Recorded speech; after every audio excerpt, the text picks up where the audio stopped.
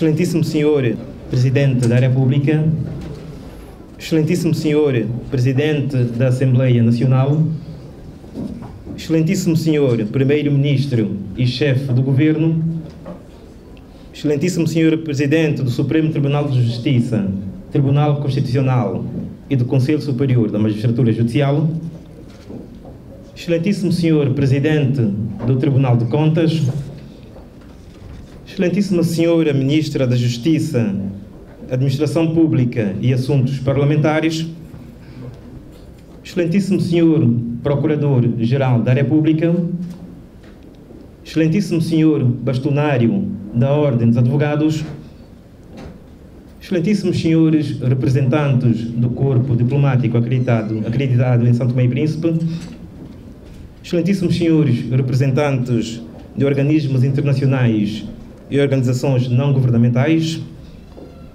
Excelentíssimos Senhores Juízes Conselheiros,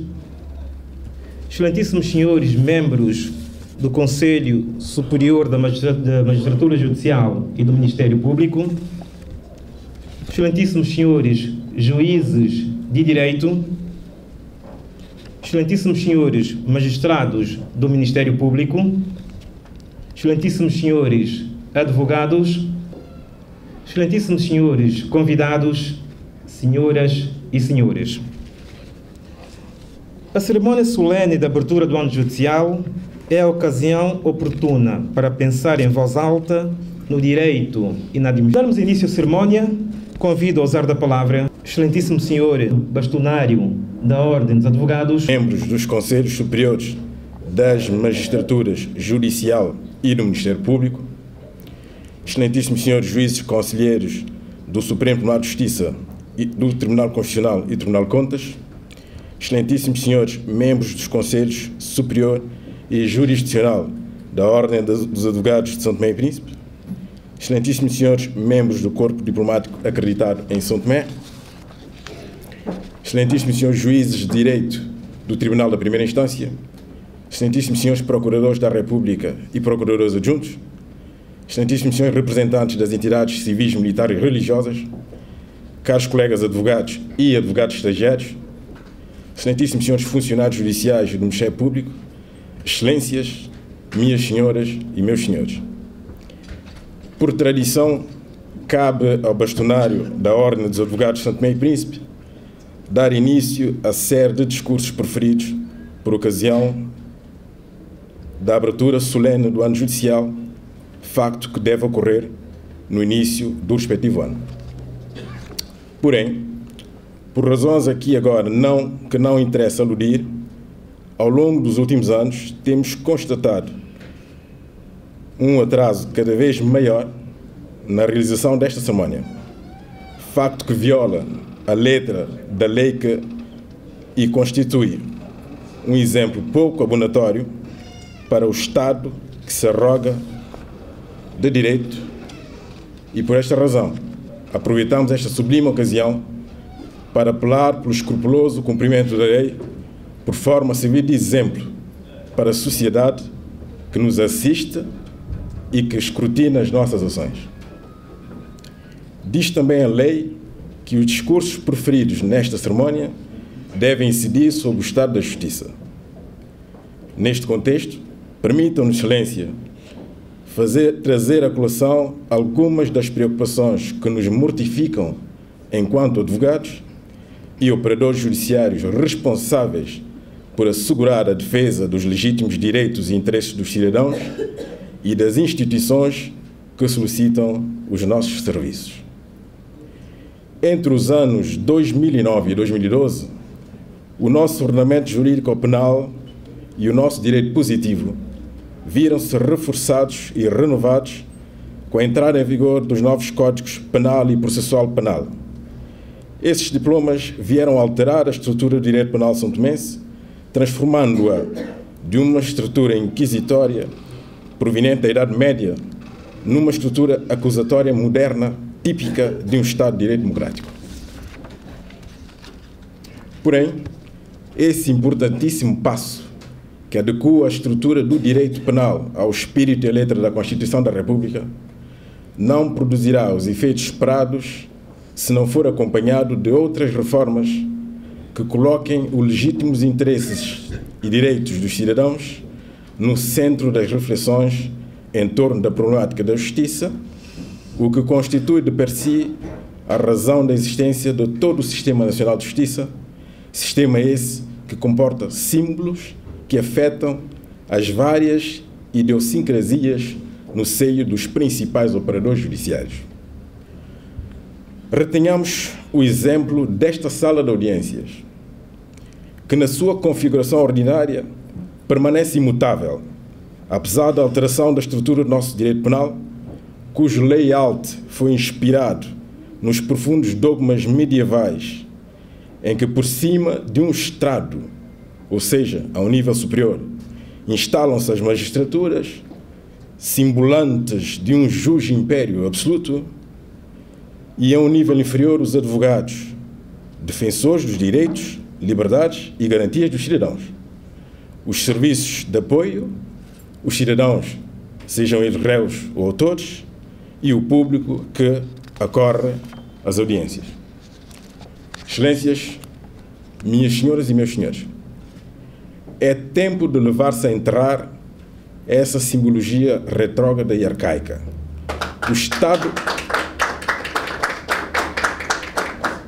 O Estado medieval repressivo e, no seu lugar, erigir-se uma sala moderna, como se vê nos países de matriz democrática com que nos identificamos coletivamente, pelo que não esperamos posições adversas, quer dos responsáveis do Supremo Tribunal de Justiça, como do órgão do alto governo da magistratura judicial, pois os tribunais, a par dos nossos escritórios, constituem também nosso local de trabalho e, neste contexto, gostaríamos de nos sentir confortavelmente instalados, até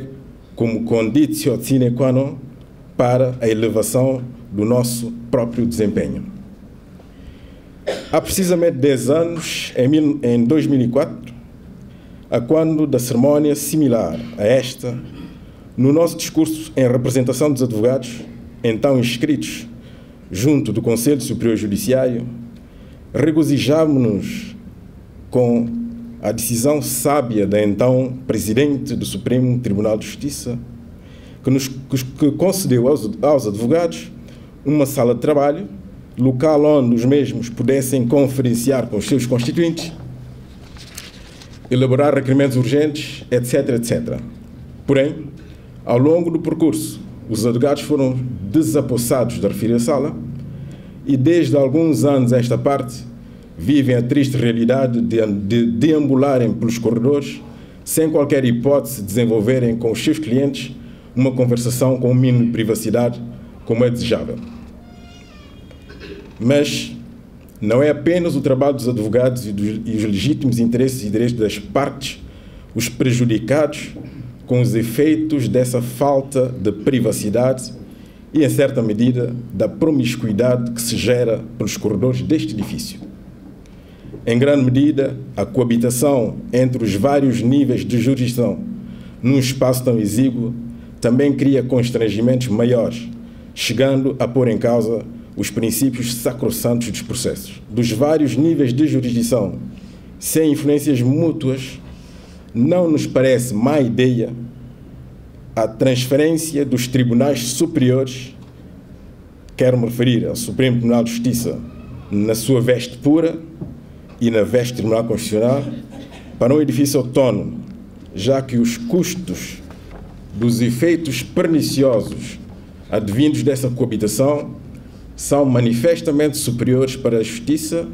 do que aqueles que serão necessários para custear as eventuais despesas com arrendamentos de imóveis que garantam a instalação condigna desses órgãos. Excelências, minhas senhoras e meus senhores, às semelhanças de outras organizações inseridas no território nacional, a Ordem dos Advogados de São Tomé e Príncipe tem pela frente a árdua tarefa de reforçar a sua organização interna, de garantir que os seus membros estejam à altura de cumprir os deveres que lhes foram estatutariamente acometidos. Sendo uma organização socioprofissional a quem foi reconhecida utilidade pública à nascença, a Ordem dos Advogados de São Tomé e Príncipe bebe a sua legitimidade da lei, que a instituiu e que lhe confere competências típicas do exercício do poder público derivado, sendo a outorga de títulos profissionais e o cancelamento dos mesmos exemplos do exercício desse poder delegado pelo Estado. Essa condição agrega à Ordem dos Advogados de São Tomé e Príncipe responsabilidades acrescidas, não só relativamente à função de regulação e disciplinadora das atividades dos seus membros, mas também a função de formá-los e dotá-los das competências necessárias e suficientes com vista a garantir o bom exercício das suas funções e, por via disso, assegurar aos cidadãos a defesa eficaz e eficiente dos seus legítimos direitos e interesses. Para isso, necessário se torna que se proceda a um reforço substancial dos meios financeiros que são anualmente colocados à disposição da Ordem para o seu funcionamento, sendo certo que, para além dos custos que advêm da gestão corrente da nossa organização, existem também custos outros já projetados que deverão suportar a realização das obras de restauração da sede da OASTP, cita em Amparo II. Com efeito, trata-se de um edifício de estilo casa colonial que merece ser recuperado e ocupado pela Ordem quanto antes, para o livrar das tentativas de invasão e de vandalismo. Neste contexto, aproveitamos esta singular ocasião para apelar às autoridades públicas e privadas aqui presentes, no sentido de se solidarizarem com a nossa causa e contribuírem para a remoção paulatina das nossas principais dificuldades e pontos de estrangulamento. A restauração do edifício sede iria dotar a Ordem dos Advogados de São Tomé e Príncipe de condições para albergar o seu próprio centro de formação, espaços para conferências, biblioteca e, quiçá, um pequeno museu do advogado. O nosso combate pela elevação da grandeza do exercício da profissão passa também pela introdução de fatores de equilíbrio relativamente ao volume de investimento público que vem sendo efetuado para a formação dos vários operadores judiciários no país, já que constata-se a existência de uma discrepância abismal entre o volume de investimentos efetuados para a formação dos magistrados e dos funcionários de justiça e aquele que não se tem gasto com a formação dos advogados.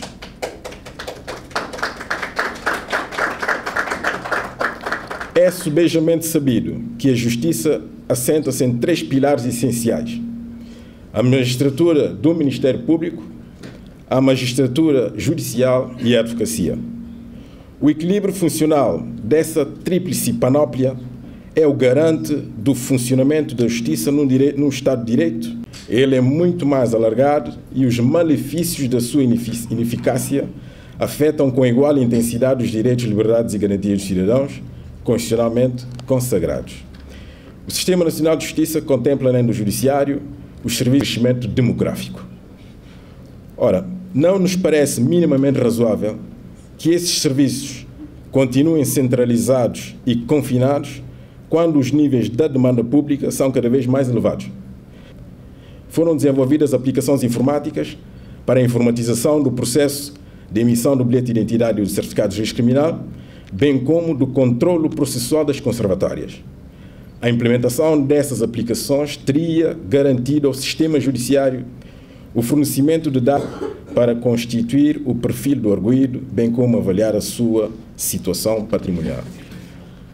Excelências, minhas senhoras e meus senhores, não é normal que se demore meses para elaborar uma sentença. Um acórdão. Semanas seguidas para se lavrarem despachos intercalares.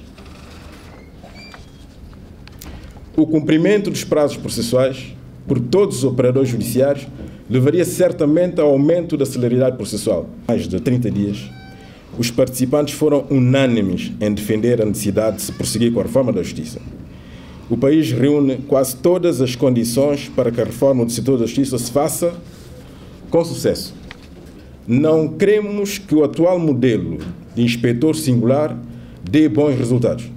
E estamos convencidos de que a opção por um órgão colegial, dividido em inspetores e classificadores, seria uma opção mais realista para São Tomé e Príncipe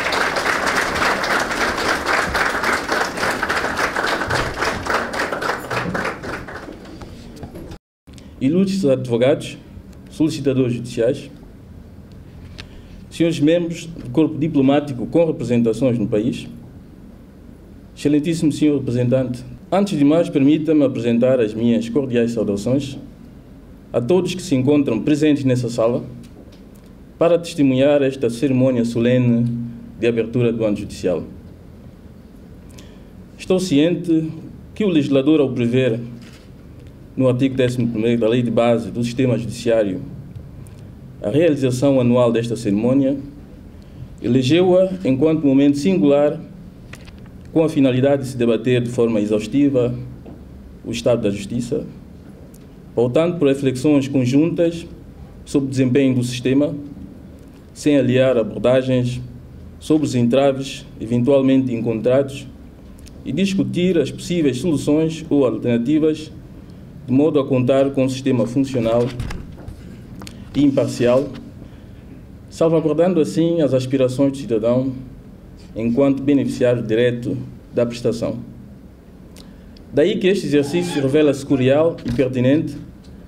sobretudo se for feito de forma objetiva, para que os diagnósticos identificados possam ser merecedores de intervenções acertadas no futuro e daí se ultrapassar as barreiras que imperam a concretização do direito ao acesso aos tribunais e a realização de uma justiça material isenta e no prazo razoável. Se não forem concretizados tais esforços ou sintonias, passando por uma articulação necessária e profissional entre todos os operadores que intervêm ao nível da investigação, dificilmente podemos augurar um bom desempenho, sobretudo para os processos em que hajam diligências a serem cumpridas fora do país. Ainda ao nível interno, vai ser desencadeado expedientes para haver maior controle do Ministério Público em relação às intervenções da Polícia de Investigação Criminal, no que se refere à delegação de poderes, já que a direção do processo cabe sempre ao magistrado do Ministério Público, de modo a agilizar os referidos autos.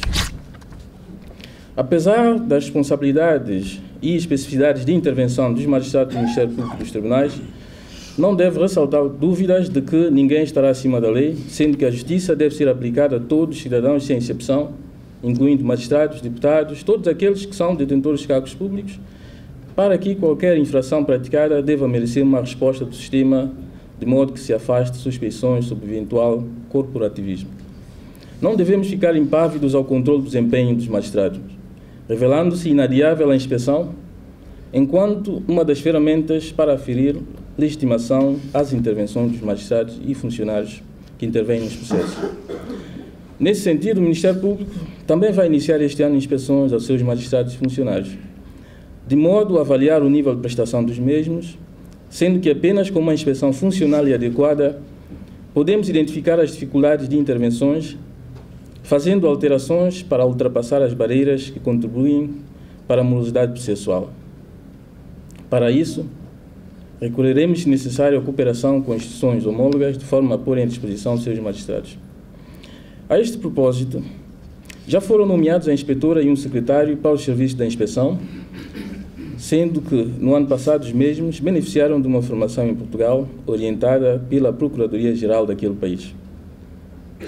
Por impulso de constrangimentos vários, a nível da falta de meios financeiros para suportar as despesas inerentes ao funcionamento do Conselho Superior do Ministério Público,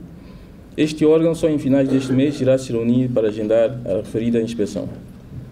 Ainda ao nível internacional, a Procuradoria-Geral da República tem desencadeado vários contactos com vista a permitir, através de parcerias,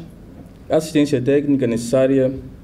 para melhorar as suas condições de trabalho, quer através de apoios com meios materiais ou para a capacitação dos seus quadros, de modo a que esta tarefa não fique apenas subjugada ao Governo. Por conseguinte, encontrou sensibilidade dos escritórios das Nações Unidas para o Crime e a Droga, localizado em Viena, Áustria, relativamente a algumas ações identificadas. Nesse sentido, atendendo às aspirações relativamente ao desenvolvimento de um projeto de base de dados para a gestão processual, aquele escritório financiou a ida, em finais de fevereiro último, de uma delegação santomense, composta pelo venerando Presidente do Supremo Tribunal de Justiça, a Ministra da Justiça e o próprio Procurador-Geral da República, a República de Timor-Leste, onde o sistema de justiça foi beneficiado com um projeto semelhante apoiado pelo Sistema de Nações Unidas. Nesse momento, encontra-se em curso um processo de articulação necessária com o Programa das Nações Unidas para o Desenvolvimento, Escritórios das Nações Unidas para o Crime e a Droga, de forma a tornar possível a vinda de equipas de consultores da República Democrática de Santo Tomé e Príncipe para recolherem as necessidades das nossas instituições, daí se elaborar um termo de referência enquanto documento matriz para a implementação de todo o projeto de gestão integrada de dados. Tal termo de referência revela-se fundamental para se dimensionar o referido projeto, tanto com relação à concepção do programa, como sua manutenção, de modo a tornar transparente a produção de dados estatísticos sobre o desempenho, evitando atropelos diversos com empresas responsáveis pela tecnologia de informação, no que se refere às suas obrigações no futuro, tanto em relação à transferência de tecnologia, como à formação e manutenção do sistema. Porém, as vantagens que advirão de tal projeto revelar-se-ão elevadas, incluindo a possibilidade de produção de estatística sobre a produtividade de magistrados e funcionários, o volume de processos recebidos, queixas, denúncias, número de autos que são remetidos a outras instituições, como órgãos da polícia e os tribunais, tornando o sistema mais transparente. Nesse sentido, será possível, com precisão, se promover a suspensão provisória do processo, já que, com base naquela ferramenta, será possível também saber se tal arguido possui ou não antecedentes criminais ou um processo pendente. Além disso, com a iniciativa da Procuradoria-Geral da República, em parceria com os Escritórios das Nações Unidas para o Crime e a Droga, o NODC, e o Programa das Nações Unidas para o Desenvolvimento, em Santo Tomé, foi realizada no país uma formação sobre a investigação dos crimes financeiros, máximo branqueamento de capitais. Essa ação de formação revelou-se pertinente, porquanto, por um lado, reuniu magistrados do Ministério Público, juízes, funcionários dos bancos comerciais e da supervisão bancária do Banco Central, da Polícia de Investigação Criminal, Polícia Fiscal, incidindo sobre a técnica de recolha de elementos quando se está perante uma operação suspeita. Por seu lado, revelou-se positiva relativamente à coordenação de investigações entre autoridades nacionais e estrangeiras, sem aliar as medidas preventivas que decorrem dos instrumentos internacionais, como recomendações do Grupo de Ação Financeira Internacional, que inspiraram a última alteração do regime de branqueamento de capitais, a Lei 8/2013. A qualidade daquela formação foi comentada por quase todos que estiveram envolvidos, tendo em atenção a vastidão da exposição dos consultores e as interações sobre os meandros da investigação, passando por abordagem sobre a realidade do ordenamento jurídico santomense, pelo que se espera dos participantes, não só o domínio da legislação e conteúdos expostos, como igualmente maior sintonia entre aqueles que vinham das instituições representadas, visando a prevenção e o combate ao branqueamento de capitais, de forma que o país não integre no futuro listas negras de organizações internacionais. Até porque as consequências que daí advirão influenciarão a todos, sobretudo quando não são canalizados por aqueles motivos financiamentos para os projetos inscritos no Orçamento Geral do Estado. Além disso, com o período de eleições que se aproxima, deve haver igualmente maior articulação entre as autoridades judiciárias, de modo que se possa debelar a corrupção eleitoral, também designada de bem, devendo seus agentes identificados e responsabilizados. No mesmo sentido, os financiamentos de campanhas deverão ser objeto de investigações para que os fundos provenientes de atividades ilícitas não possam ser detectados e, neste caso, ou sejam detectados, congelados e perdidos a favor do Estado. Ainda relativamente ao reforço das capacidades de intervenção da Procuradoria-Geral, realizou-se em finais de 2013 formação contínua a todos os seus funcionários nas áreas penal, processual penal, laboral, a ética e deontologia, de forma a elevar os conhecimentos naquelas áreas, sendo que esta foi uma iniciativa inovadora. Apesar das dificuldades inerentes à investigação dos crimes econômicos e financeiros, com os constrangimentos já referidos atrás, foram desencadeados procedimentos criminais que desembocaram em acusações contra individualidades, tais como atos responsáveis da Direção de Pescas, para a Televisão santomense e outros referentes ao Instituto de Habitação por uso indevido de fundos públicos. Encontram-se em curso vários outros processos contra titulares de cargos políticos, sendo que várias pessoas têm estado a ser ouvidas no Ministério Público, encontrando-se em curso diligências fora do país tanto em relação à corrupção, peculato, branqueamento de capitais ou desaparecimento de documentos de Estado, pelo que seguirão outras decisões semelhantes. No ano passado foram instaurados procedimento cautelar e respectiva ação para a defesa do ambiente relativamente às intervenções da Sociedade Agripalma, tendo merecido o despacho favorável do Tribunal, pelo que não deve ressaltar dúvidas de que essa instituição estará sempre atenta a agir preventivamente ou a posteriori, visando impedir e responsabilizar todos aqueles que põem em causa aquele bem jurídico. Enfim, apesar da vastidão das intervenções, espera-se que com as medidas de controle da produtividade, como a contingentação de despachos finais, inspeções conciliadas com melhoria no desempenho das polícias e condições de trabalho, se possa aumentar significativamente o nível de prestação desta instituição, melhorando assim a qualidade que é prestada ao público e em todo o território nacional. Daí que não deve ser ignorado a região autónoma do Príncipe,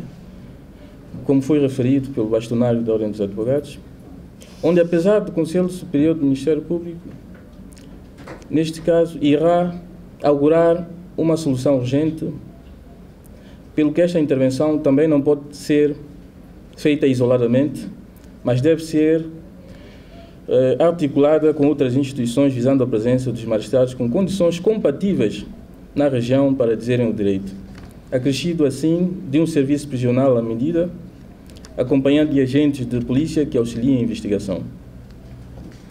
Nesta senda, durante o ano de 2013, foram acusados 170 processos, sendo que foram produzidos 162 despachos de arquivamento,